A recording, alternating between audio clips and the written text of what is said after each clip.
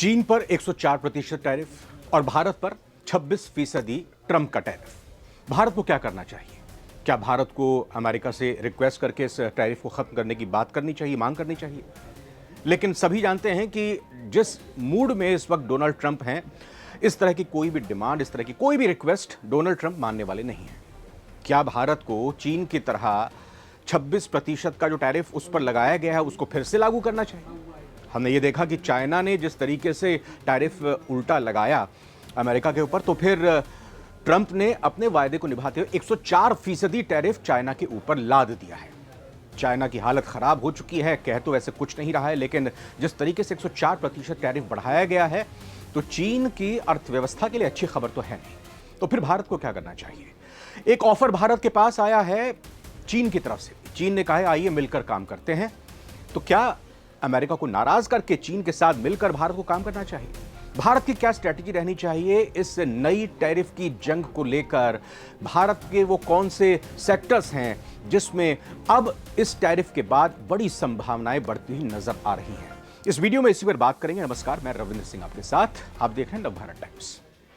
तो अमेरिका के राष्ट्रपति डोनाल्ड ट्रंप की तरफ से भारत पर लगाया गया 26% टैरिफ बुधवार 9 अप्रैल यानी आज से पूरी तरह से लागू हो गया है। मान लीजिए भारत अभी तक कोई सामान 100 रुपए का एक्सपोर्ट अमेरिका को कर रहा था, अब यह सामान 126 रुपए का, इस 26% टैरिफ लगने के बाद हो जाएगा।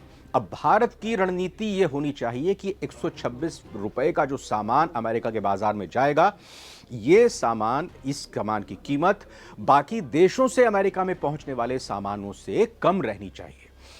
अमेरिका की तरफ से भारत से इतर बाकी एशियाई के देशों पर और ज्यादा टैरिफ लादा गया है।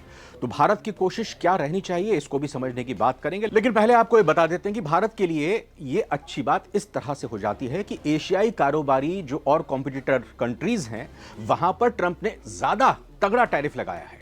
और इस तरह से देखा जाए तो भारत के जो प्रोडक्ट्स हैं जो अमेरिका में जाते हैं, उनको बाकी जगहों के टैरिफ से थोड़ी राहत मिलती नजर आती है। चीन और वियतनाम एक दो ऐसी कंट्रीज हैं, दो ऐसे देश हैं जो बड़ी संख्या में एक्सपोर्ट करते हैं। इनका सामान अमेरिका में खपत के लिए जाता है। ट्रंप का जो भारत पर रेसिप्रोकल टैरिफ है 26%, चीन के ऊपर 54% लगाया जो अब 104% हो गया है, वियतनाम पर 46%, 46%, बांग्लादेश पर 37%, थाईलैंड पर 36%। अब इससे भारत के जो निर्यातक हैं, एक्सपोर्टर्स हैं, उनको बाकी देशों की तुलना में एक एज मिली है, एक बढ़त मिली है। United state international trade commission की एक रिपोर्ट के मुताबिक भारत के वो कौन से सामान जिनको फायदा इस टैरिफ से मिल सकता है: कीमती पत्थर और धातु, इलेक्ट्रिक सामान, मछली जैसे समुद्री उत्पाद, दवा उत्पाद, परिधान और वस्त्र मतलब टेक्सटाइल्स से जुड़ी हुई तमाम सामान, मशीनरीज, खनिज, रसायन, लोहा, इस्पात और व्हीकल्स। यानी अमेरिका को निर्यात जो भारत इस तरह के सामान करेगा, तो ये सामान भारत को फायदा पहुंचा सकते हैं क्योंकि इन पर अमेरिका की तरफ से टैरिफ कम लगाया गया है और भारत बाकी दुनिया के सामानों से कॉम्पीट कर सकता है। इसे थोड़ा और डिटेल में समझते हैं। जानकारों का यह मानना है कि भारत के लिए टैरिफ के साथ एक अवसर भी आया है। हमें कई मुद्दों पर चीजों को सुलझाना होगा। अगर हम अमेरिका के साथ व्यापार समझौते में बैठकर अच्छी तरह से बातचीत करें तो भारत को मैन्युफैक्चरिंग क्षेत्र में काफी फायदा हो सकता है। यह भारतीय व्यवस्था के लिए एक बड़ा बूस्ट साबित हो सकता है। जानकारों के मुताबिक भारत में इलेक्ट्रॉनिक की कहानी अच्छी है, जिसने अभी अपनी पूरी क्षमता का प्रदर्शन नहीं किया है। जो खबर आ रही है उसके मुताबिक एप्पल एक प्रोडक्ट है, या कहें कि एप्पल एक कंपनी है जिसके मोबाइल फ़ोन, लैपटॉप, कंप्यूटर्स और बाकी साजो सामान सभी इस्तेमाल करते हैं। अब अमेरिका में आईफोन भेजने की अपनी कार्य योजना पर एप्पल कंपनी फिर से विचार कर रही है क्योंकि एक बड़ा मास लेवल का प्रोडक्शन चाइना में होता है एप्पल का। अब 8 अप्रैल को अमेरिकी अखबार वॉल स्ट्रीट जर्नल की एक खबर आई। उसमें कहा गया कि take firm Apple high tariff से बचने के लिए अपने कुछ प्रोडक्ट्स को चीन से अब भारत में शिफ्ट करने पर विचार कर रही है। ऐसा क्यों? क्योंकि अगर अमेरिका के इस कंपनी का सामान चाइना में बनेगा, 104% इस पर टैरिफ लगेगा और यह सामान महंगा हो जाएगा। और अगर यही प्रोडक्शन भारत में होगा, 26% इस पर टैरिफ लगेगा, तो भारत से जब ये प्रोडक्ट पहुंचेगा अमेरिका, तो ये प्रोडक्ट आसान हो जाएगा, खरीदने के लिए लोगों के लिए सस्ता हो जाएगा। अब एक्सपर्ट्स ये भी कहते हैं कि इन तमाम सामानों के अलावा भारत को रिन्यूएबल एनर्जी, इलेक्ट्रॉनिक के सामान, टेक्सटाइल और बाकी ऐसे ही कई सारी इंडस्ट्रीज हैं जिन पर खास फोकस करना होगा, जिसमें भारत के लिए संभावनाएं नजर आती हैं। एफडीआई फॉरेन डायरेक्ट इन्वेस्टमेंट को आकर्षित करने की भारत के लिए जरूरत है और हमें यह सुनिश्चित करना होगा कि हम ज्यादा से ज्यादा एफडीआई यानी बाहर के कंपनीज के निवेश को, बाहर से आने वाले निवेश को यहां पर लेकर आएं ताकि वो यहां पर प्रोडक्शन करें और अपनी एक कमाई का हिस्सा वो अपने देश में ले जा सके और भारत में उससे रोजगार मिलेगा, भारत की उससे कमाई होगी। और इसके लिए हमें वैश्विक चैंपियंस की जरूरत है जो भारत में आकर अपना सेटअप करें। तो ज़्यादा से ज़्यादा एफडीआई है, इसके लिए क्या करना पड़ेगा? इसके लिए हमें माहौल बनाना होगा। जो बड़ी बड़ी कंपनीज़ हैं, मल्टीनेशनल कंपनीज़ हैं, उनको यहाँ ट्रेड को लेकर अनुकूल माहौल है वो दर्शाना पड़ेगा, जिससे वो आकर अपना सेटअप करें, प्रोडक्शन यहाँ पर करें और भारत में अपने सेटअप को बढ़ाकर भारत को रोज़गार भी प्रदान करें। अगर हम चीन के साथ कॉम्पीट करना चाहते हैं तो जाहिर तौर पर ग्लोबल लेवल की कंपनियों को इंफ्रास्ट्रक्चर प्रोवाइड करने की हमारी जिम्मेदारी होगी। और टेक्सटाइल इंडस्ट्रीज़ की हमने पहले बात की तो ग्लोबल ट्रेड रिसर्च इनिशिएटिव की एक रिपोर्ट आई है, उसने क्या बताया है भारत में कैसे संभावना है टेक्सटाइल सेक्टर को लेकर। दरअसल भारत के सबसे ज़्यादा संभावनाएं इसी सेक्टर में है। चीन और बांग्लादेश ये दोनों देश निर्यात करते हैं और अब इनके ऊपर तगड़ा टैरिफ लगाया गया है। अब भारतीय जो कपड़ा निर्माता हैं उनके लिए अमेरिका बाजार में हिस्सेदारी और अमेरिका में निर्यात बढ़ाने के अवसर पैदा हो गए हैं। कपड़ा उत्पादन में भारत का मजबूत आधार कम टैरिफ के साथ मिलकर इस क्षेत्र में जो दुनिया भर की डिमांड है उसको बढ़ाया जा सकता है और नए इन्वेस्टमेंट्स को भी आकर्षित किया जा सकता है। ये रिपोर्ट जो सामने आई है इसके मुताबिक वियतनाम और थाईलैंड जैसे देश अमेरिका के भारी टैरिफ के कारण इलेक्ट्रॉनिक्स, टेलीकॉम और स्मार्टफोन सेक्टर में अब अपनी जो इफेक्टिवनेस है, जो उनकी कॉम्पिटिटिवनेस है, उसको खो सकते हैं। और ये भी भारत के लिए एक अवसर है, ये भी भारत के लिए एक विंडो खोलता है, जिसने हाल के सालों में प्रोडक्शन लिंक्ड इंसेंटिव यानी पीएलआई योजना के जरिए इलेक्ट्रॉनिक्स विनिर्माण में निवेश किया। यानी कि भारत की तरफ से इलेक्ट्रॉनिक की जो कंपनीज हैं उनको भारत में न्योता दिया जा रहा है, वो भारत में यहाँ पर आकर काम कर रही हैं और एक पीएलआई स्कीम के तहत दोनों देशों का ही फायदा हो, यानी बाहर की कंपनी जो भारत में आ रही है और भारत को भी फायदा हो। ये भारत की तरफ से जो माहौल बनाया गया है उसको और आगे ले जाने की जरूरत है।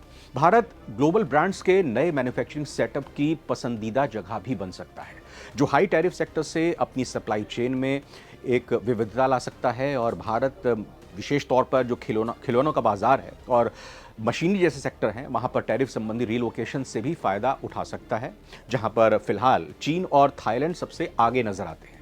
भारत सरकार ने पहले ही खिलौनों के प्रोडक्शन और उसके एक्सपोर्ट को बढ़ावा देने के लिए बहुत सारी कोशिशें की हैं और इस साल के बजट में भी वित्त मंत्री की तरफ से भारत को खिलौनों का ग्लोबल हब बनाने के लिए एक नई योजना शुरू की है, जिसका फायदा होता हुआ भी नजर आ रहा है। बड़ी इन्वेस्टमेंट यहां पर भारत में इस सेक्टर में नजर आ रही है। जानकार इस मसले पर कहते हैं कि अमेरिका की टैरिफ की व्यवस्था, जिसका मकसद अमेरिका में प्रोडक्शन को बढ़ावा देना है, ये भारत के लिए एक ग्लोबल सप्लाई चेन में फायदा उठाने के लिए भी कैटलिस्ट का काम कर सकता है।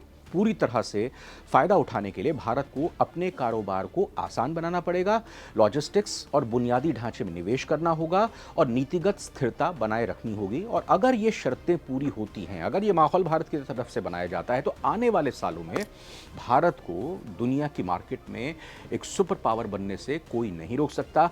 एक्सपोर्ट भारत से बड़ी मात्रा में और ये कहें कि अलग अलग सेक्टर्स में हो सकता है, इसको फिलहाल कोई नहीं रोक सकता अगर भारत इन तमाम फैसलों को लेकर आगे बढ़ता हुआ चलता है। एक दूसरा पहलू भी इससे जुड़ा हुआ है, वो क्या है? अमेरिका की तरफ से भारत पर जो 26% टैरिफ लगाया है उससे कई सामानों की कीमत भी बढ़ी है। सबसे ज़्यादा असर जो पड़ा है वो फार्मास्यूटिकल सेक्टर पर पड़ा है।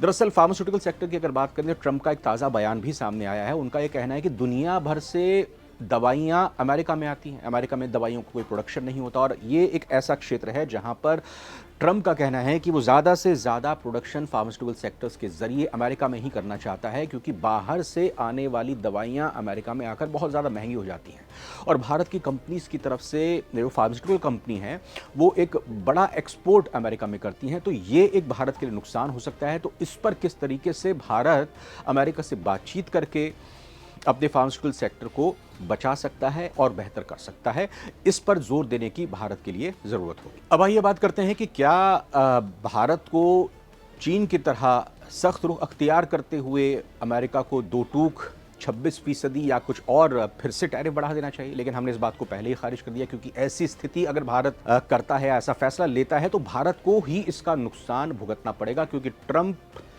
किसी भी तौर पर कोई रियायत या राहत देने के मूड में नहीं है और भारत सरकार की तरफ से अभी सधी हुई प्रतिक्रिया ही सामने आ रही है। वेट एंड वॉच की पॉलिसी पर भारत दिखाई दे रहा है। कई जानकार कह रहे हैं कि भारत की तरफ से कोई सख्त संदेश क्यों नहीं दिया जा रहा, कोई बात क्यों नहीं की जा रही, लेकिन इस घोषणा के बाद, यानी 26% भारत में जो टैरिफ लागू हुआ है, इस घोषणा के बाद भारत अभी समझ रहा है चीज़ों को और भारत का जो वाणिज्य मंत्रालय है उसकी तरफ से कहा भी गया है कि वो सभी संबंधित पक्षों से बात कर रहे हैं, जिनमें भारतीय उद्योग और निर्यातक भी शामिल हैं, ताकि इस बदलाव के बारे में वो पहले पूरा आकलन कर लें और विकसित भारत के दृष्टिकोण से वो स्थिति का मूल्यांकन करके आगे कदम उठाएं, आगे कदम बढ़ाएं और उसी हिसाब से किस देश से किस तरह की बातचीत करनी है उस पर वो फैसला लें।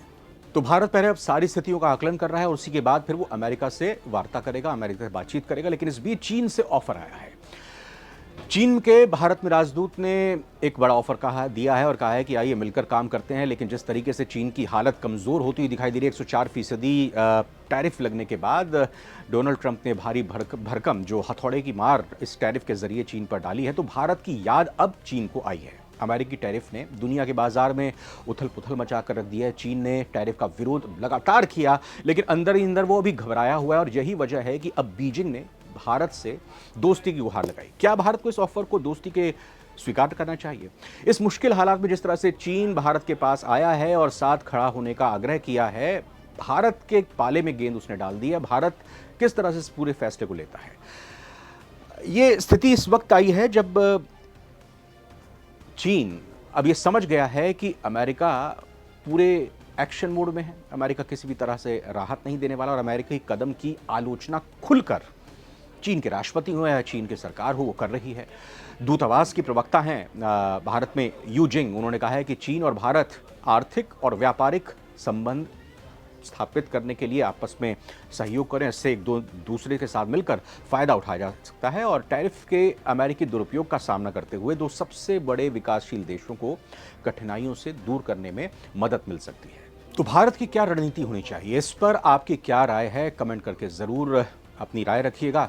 क्या भारत को चीन और अमेरिका दोनों के साथ ही मिलकर, जो भारत का हमेशा रवैया और रुख रहा है कि वो न कभी किसी को नाराज़ करता है, हमेशा हर किसी के साथ दोस्ती के पक्ष में वो रहता है, इसी लिहाज से भारत को अपनी आर्थिक स्थिति, अर्थव्यवस्था मजबूत करने के लिए चीन और अमेरिका के साथ मिलकर आगे बढ़ना चाहिए, अपने जिन सेक्टर्स में संभावनाएं हैं उसके लिए अवसर पैदा करने चाहिए, या फिर इस टैरिफ का सख्ती से सामना करते हुए अमेरिका को दो टूक कहना चाहिए कि अगर आप इस तरह की कठोर कार्रवाई हमारे ऊपर कर रहे हैं तो फिर आगे से हम भी आपके साथ ऐसा ही बर्ताव करेंगे। आपकी क्या राय है ज़रूर लिखिएगा। फिलहाल नवभारत टाइम्स की इस रिपोर्ट में इतना ही। नमस्कार।